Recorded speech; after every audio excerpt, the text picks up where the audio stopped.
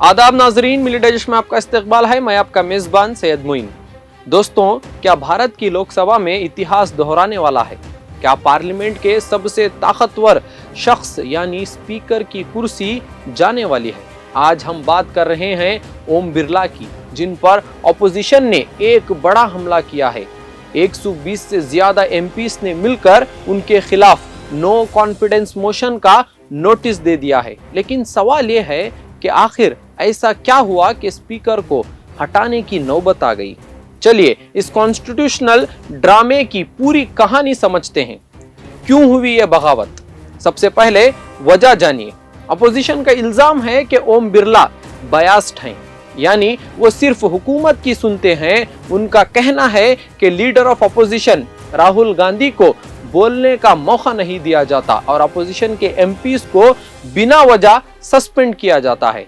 इस गर्मा गर्मी के बीच ओम बिरला ने खुद को हाउस की कड़वाई से अलग कर लिया है। उन्होंने कहा कि जब तक फैसला नहीं होता वो कुर्सी पर नहीं बैठेंगे। ये एक बहुत बड़ी बात है। अब आप सोचेंगे कि स्पीकर को हटाना इतना बड़ा मसला क्यों है? भाई, स्पीकर कोई मामूली बंदा नहीं होता, वो हाउस का मॉनिटर होता है। कॉन्स्टिट्यूशन के आर्टिकल 93 के मुताबिक वही फैसला करता है कि कौन सा बिल मनी बिल है और कौन सा नहीं। अगर वोट बराबर हो जाएं तो स्पीकर का एक वोट ही फैसला करता है कि जीत किसकी होगी। इतनी बड़ी पावर्स होने की वजह से उनका न्यूट्रल होना सबसे ज्यादा जरूरी है। तो क्या उन्हें हटाना इतना आसान है? बिल्कुल नहीं। इसके लिए आर्टिकल 94C के तहत एक लंबा प्रोसेस है।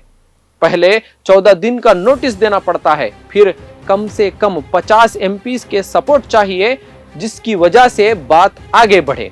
इसके बाद वोटिंग होती है इफेक्टिव मेजॉरिटी से, मतलब लोकसभा के मौजूदा मेंबर्स का आधा से ज्यादा वोट उनके खिलाफ जाना चाहिए। अगर ऐसा हुआ तो उन्हें फौरन कुर्सी छोड़नी पड़ेगी। अब तक के इतिहास में किसी स्पीकर को इस तरह नहीं हटाया गया।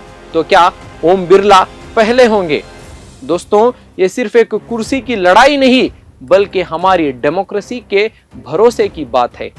क्या आपको लगता है कि स्पीकर को हटाना सही फैसला है या ये सिर्फ सियासत है? कमेंट में अपनी राय जरूर दें और ऐसी ही ब्रेकिंग न्यूज के लिए हमारे चैनल को सब्सक्राइब करें। जुड़े रहिए मिली डिश के साथ। बोल हमारे, आवाज आपकी।